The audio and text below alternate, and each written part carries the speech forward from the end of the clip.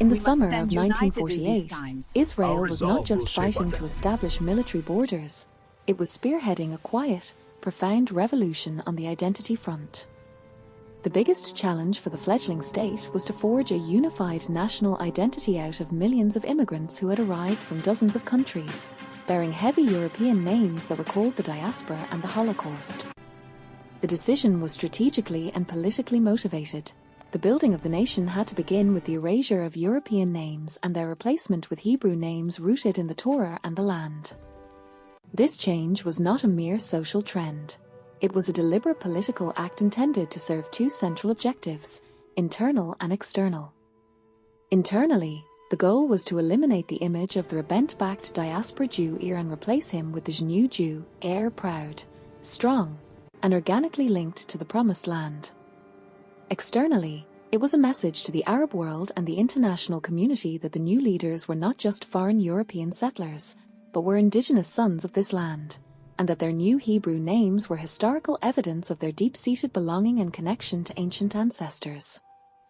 David Ben-Gurion, transforming belonging into lore. David Grun, the founding father, was the first to implement this policy.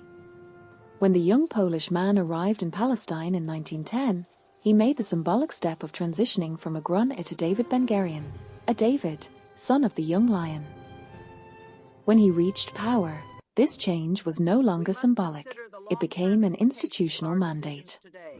Ben-Gurion issued strict directives in 1948 compelling soldiers, and later every senior officer and diplomat representing the state, to change their foreign names.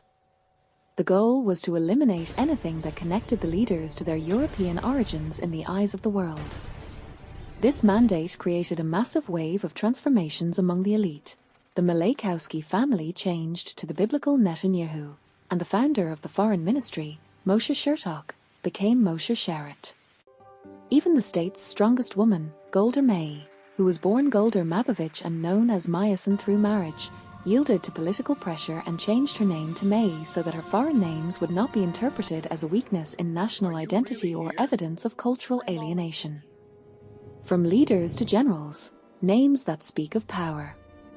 This requirement was not limited to politicians but extended to the military elite, the face of Israeli strength and resolve.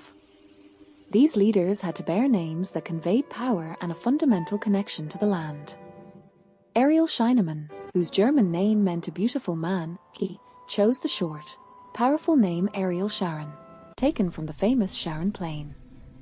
Ehud Brog chose a name full of military decisiveness, Ehud Barak, a lightning. Perski chose Shimon Peres.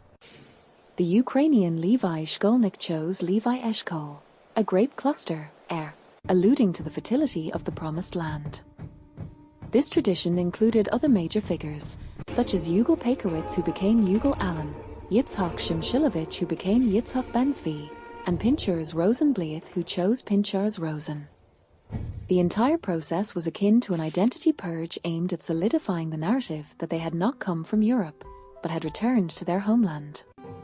Societal tension and the compelled Hebraization. Although the leadership promoted Hebraization as a noble act, this political compulsion created profound tension within society.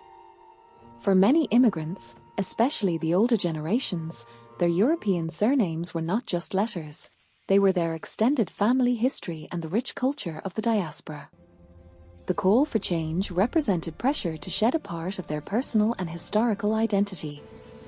This conduct raised questions about the balance between forging a strong new nationalism and respecting the individual and cultural identities of the immigrants.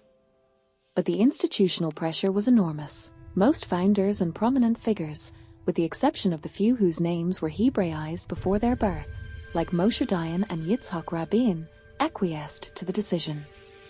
The strongest political message was that those who did not change their name remained carrying evidence of a ghettoism, a meaning and affiliation with the European ghetto culture, whereas the Hebrew name was proof of Judeo-Zionist patriotism.